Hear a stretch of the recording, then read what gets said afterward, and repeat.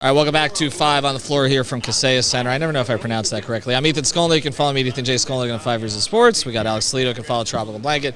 All right, Brady Hawk. You can follow at Brady Hawk 305. And still here. Dang. Still here. Still here. That sounds like a negative connotation. No, it's Like good. he's We're still happy here. you're still here. But no, because I'm going to throw this at you in a second. We got Duncan Robinson here. Everybody talks about running it back with this team, right? There's only 4 of you that are still here, right? I'm sure you can name them, right? What does still here mean? No, it means it's good to still have you here. What does still here mean? What do you define It's good still because everybody talks about how all this team ever does is run it back, but the reality is the roster changes. Sure, every year. Like you got new young guys, you got a couple of draft picks this season. So still here from what? Still here with the Miami Heat. From when, though? From the very beginning. Is it like is the beginning of still here? Is it Jimmy Butler coming here? Is it Bam getting drafted? Yes, is it, I think we're gonna go with that. Even though I don't think most people remember that.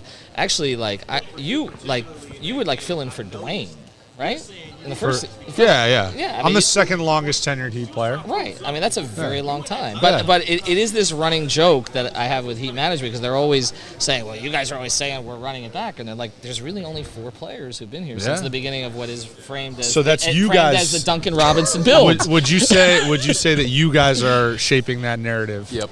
I think we shape a lot of narratives incorrectly. Or potentially even driving that narrative. Well, we're trying to correct the narrative. Yeah. That's what we're trying to do. It doesn't seem like it if you're the one driving. I'm driving it right into a ditch. Yeah. But basically, since the Duncan Robinson build began. Exactly. Oh, well, don't patronize me. No, we can keep it a buck here. It's not about me. It's about the Jimmy Butler era, whatever you want to call it. So the Jimmy Butler era. Jimmy and Bam. Jimmy, Bam, Tyler. You've had a lot of teammates here. I have, yeah. You have a lot of different some great teammates. Right, and you had a lot of different kinds of teams. And as we start this, with you, one of the 4 guys who's been here now for at least 6 consecutive seasons. Sure. What makes this team different than some of the others you've come to camp with? What is different about the composition of this roster? I'd prefer you ask me this question after a week of training camp because we haven't had a full go at everybody in the gym. We've had a lot of people in the gym, but not quite everybody. I think the difference is a year older, a year wiser. I think that's a part of it. I think that a big part of this league is aligning incentives and timelines of people's careers.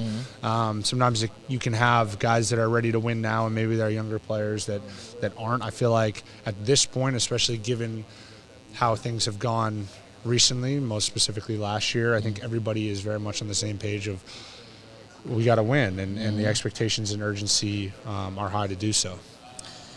Your health. Everybody's going to ask about it, so we'll get out of the way at the very beginning. Sure, I feel great. There you go. That's all. Leave it at that. That's all we need to know. Yeah, there you go. You had such a strong season last year in terms of all the facets of your game. Looking back at that last third of the year where it was obvious you couldn't be yourself, how frustrating was it in retrospect? Yeah, I mean, super frustrating, challenging for sure, in that, you kind of lay the groundwork for the most important time of the year, being spring in the postseason, and you want to play your best as a team, but then also as an individual coming into that year, and feeling like I wasn't fully really able to do that was definitely frustrating. Just part of it, though. You never totally get what you want or what you're looking for, and that's just part of it. But I'm excited about this year, man. I'm turning the page, and I think we all are. Learning from last year, growing from last year, not forgetting last year, but gotta move the sights towards really starting off this year strong. I always ask you about the way you're covered, but last year I think you shot around 40% on catch, shooting 41% on pull-up threes. Does that lead to the other stuff? Because we were all talking about the floater, the inside game, the more dribbles, all this stuff. Is the versatility from 3, do you feel like leading to that extra stuff in the way you're covered? I think the versatility from 3 is a product of, like you said, how I'm being covered, having to find different ways, understanding that this team needs me to shoot threes and that I can't just concede not taking threes. So finding ways to be creative to still get them.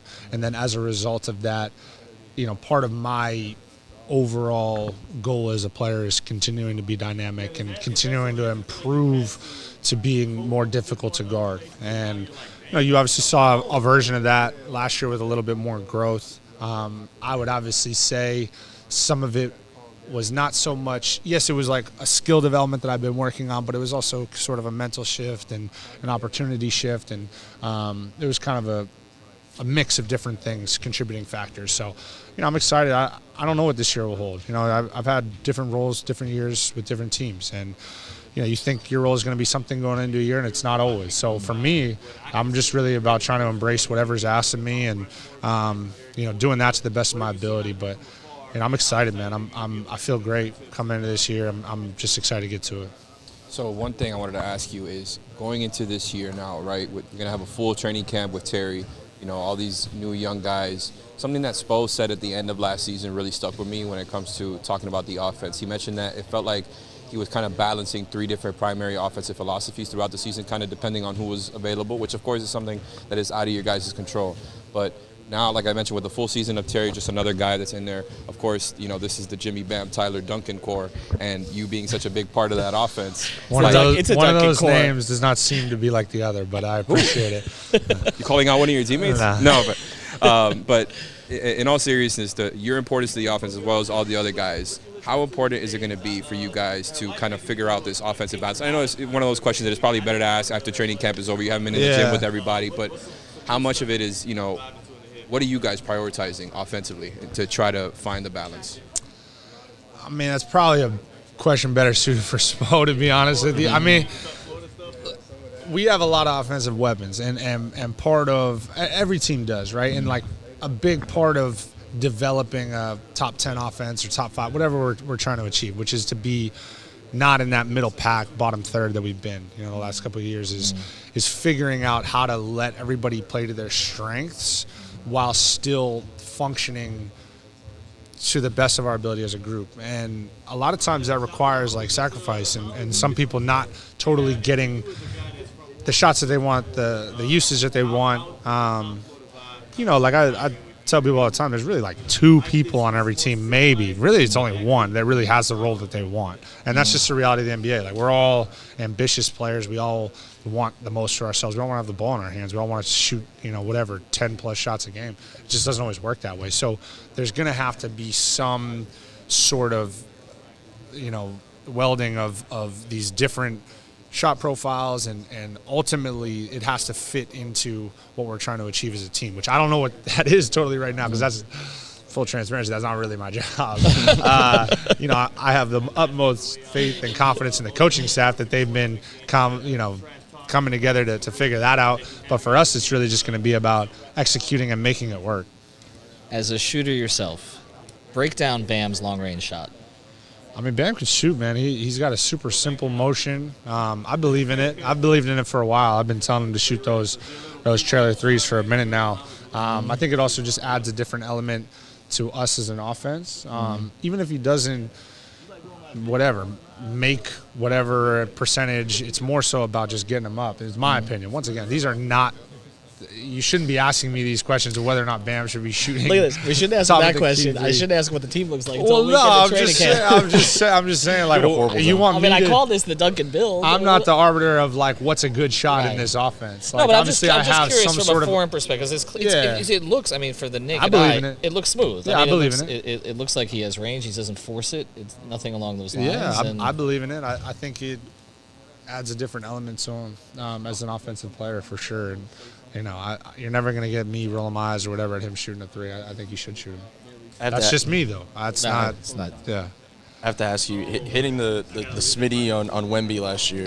And by the way, have you ever looked back at that game, the moves you were pulling out against that Spurs team? Because you were in your bag a little bit in that game. I got to say that. Yeah. Are there any other signature moves we should be expecting other than that?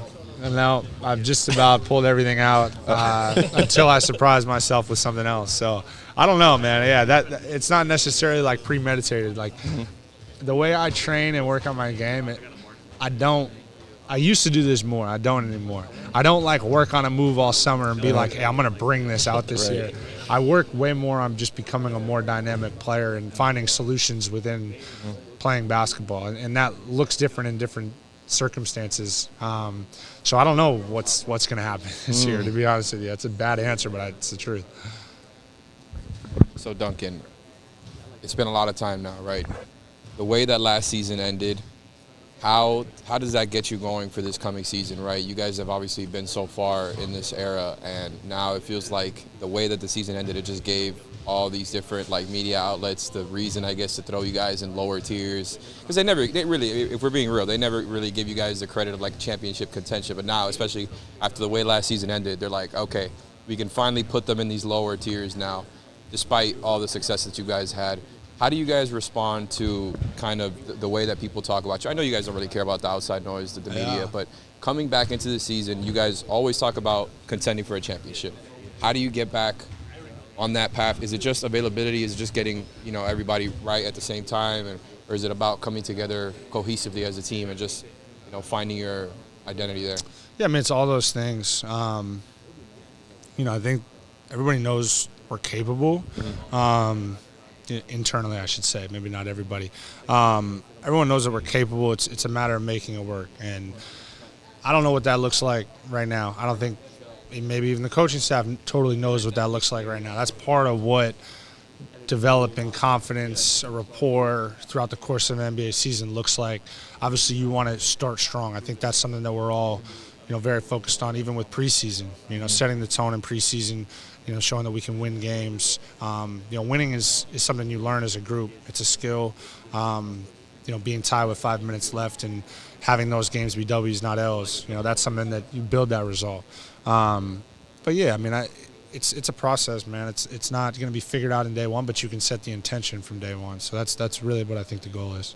Well, and I don't think the 1920 season, what turned out to be the bubble season, obviously we didn't know at the time, the expectations for this team outside this building were not that high. And you guys ended up in the finals, and you were pretty much a 2 or 3 seed for most of that season until right before the bubble. So things change pretty quickly in that regard if you guys can gel early in the year. Let me ask you guys something, because you said media outlets. Flip it up on us. Media outlets have us, do you separate yourself? Yes. You are. We're in our own tier. And then you just referenced inside this building. Do you consider yourself inside this building? I feel like I'm part of the team. You do? Yeah, because I'm just. I feel like we're like sort of in the moat, like between.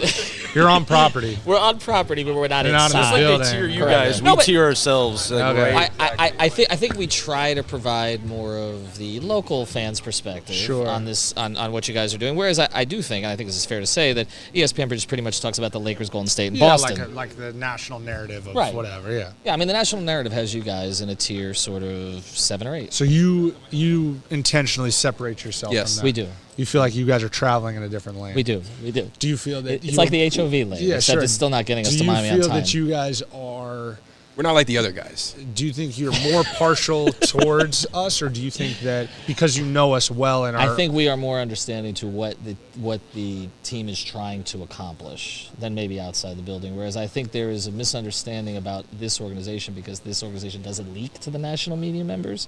They leak to you do guys? not get the benefit. I wouldn't say they leak. They correct. They correct. They correct. They subtly correct. So you show up, you just throw a bunch of stuff at the wall, and that's sticks. the way I get a phone call. Got to it. tell me what's really happening. It's kind of a strategy I've used for about 30 years. It makes sense. Yeah, it makes sense. Whatever sticks, It does. Anyway, Duncan, the leader of the Duncan build. Still here. We appreciate that you're still here. And next year we're going to be right here at this table. Back at it. And we're going to say, see, man. We're going to I say, don't know. Maybe I'll still be here. You're still here.